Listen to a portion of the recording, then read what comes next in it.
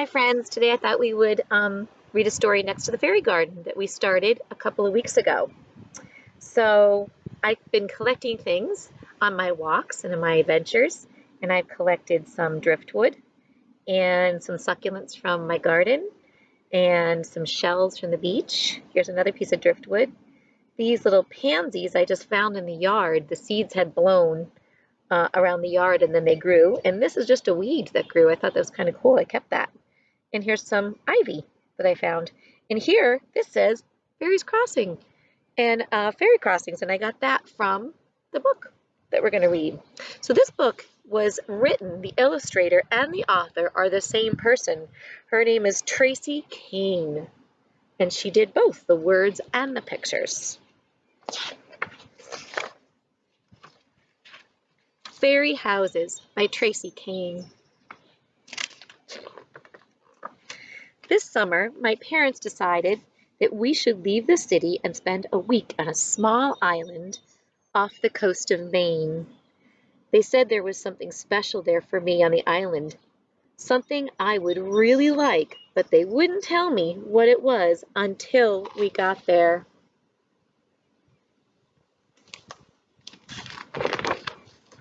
As soon as we got off the boat, I tried to guess. Is it the lighthouse? Is it those silly sandpipers on the beach? The seals? Our cottage? Later, when we went for a walk in the woods by our cottage, I discovered the secret my parents had been keeping.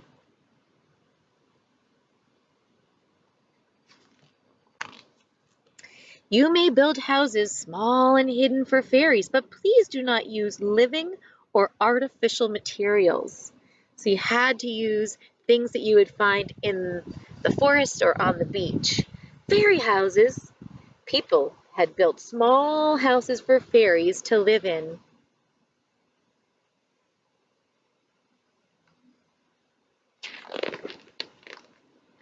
I asked if I could build a fairy house. My dad said yes, as long as you follow the rules of the woods. I scouted out places that would be just right for a fairy house. I chose a hollow at the base of an oak tree and collected some twigs, some leaves, and pieces of bark to build with. I finished the inside with a floor of dry grass and made a roof from fallen leaves. I hoped the fairies would choose my house for a place to live in. The next morning, I couldn't wait to visit the woods again to see if anyone might be sleeping inside my house. When I bent down to look, I heard chirping. Was a fairy snoring? Let's find out. Hey, you're not a fairy, I said. You're a cricket. The cricket hopped off into the bush full of bright red berries.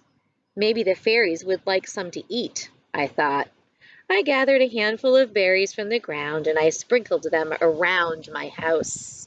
The following day, after visiting the lighthouse with my parents, I decided to check on my fairy house.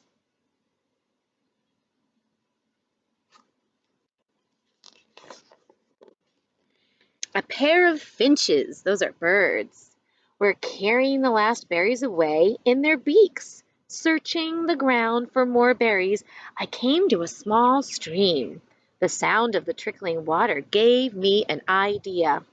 I took some stones from my pack that I had found near the lighthouse and arranged them in a circle in my fairy house. Then I filled the circle with water from the stream in case the fairies got thirsty or wanted to take a bath.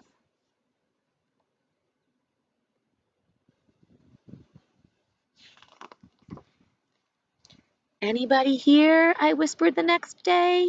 At first, the house looked empty. Then I spied someone in the pool. Look! What is it? I wanted to get a closer look at the frog as he bathed. Oops, I guess I got too close. What happened? As the frog leapt away, I could hear other frogs singing out to him. I started singing myself as I got to work collecting acorns and pine cones. It was time to make some home improvements. which means she wanted to add some more to her fairy house.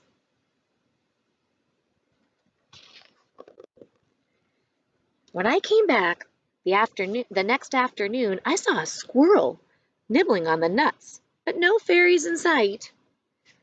I just couldn't give up. I still hoped the fairies would visit my house. Maybe it needed a better entrance. That's the front of the house. In my pack were seashells and feathers my mom and I had found on the beach. I decorated the path leading up to the door. I thought about adding my shiny bracelet to one of the shells, hoping to catch a fairy's attention.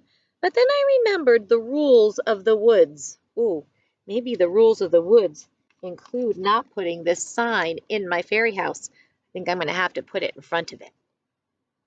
The next morning, I got up very early when my parents were still asleep. I tiptoed outside of our cottage and into the woods. This was the day we would be leaving the island, so I had one last chance to visit my fairy house.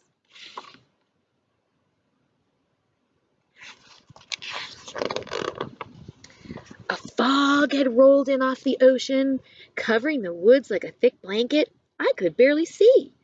It was like walking in a cloud. The trees seemed huge, and the branches looked like arms reaching out to grab me. Goosebumps started popping up on my arms and legs. Someone was watching me, I was sure. Should I turn around and run? But my fairy house was so close.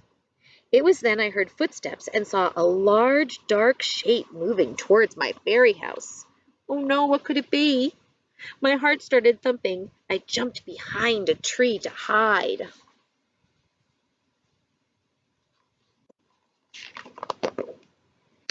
I caught my breath.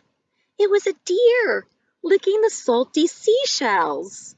I stood perfectly still as she made her way lazily through the woods, then vanished into the mist. Vanished means she disappeared out of sight.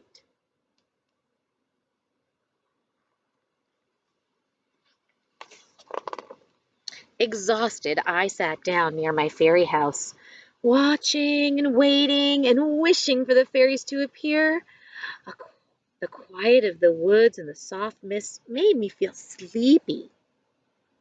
My eyelids felt heavy, and I tried not to fall asleep.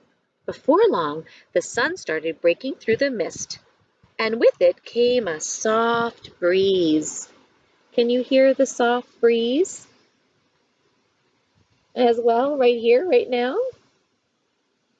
as I read the story? Kristen! The breeze seemed to whisper my name. Kristen, wake up. We can only stay for a moment. Struggling to open my eyes, I saw a bright beam of light and a tiny, smiling face.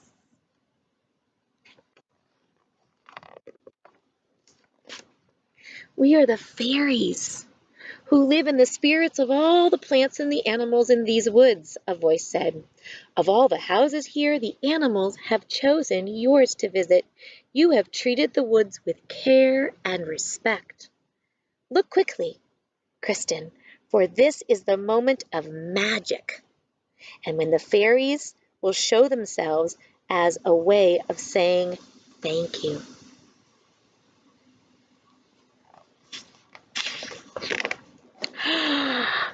As the late morning sun started breaking through the mist, light beams illuminated the fairies, and they sparkled like jewels. They became so bright, I had to close my eyes.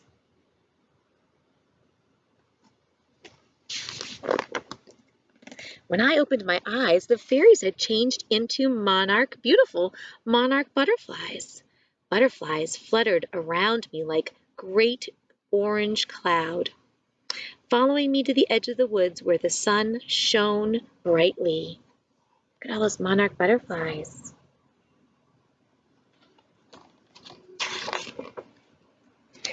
I watched them dancing towards the light, higher and higher, squinting into the warm golden day.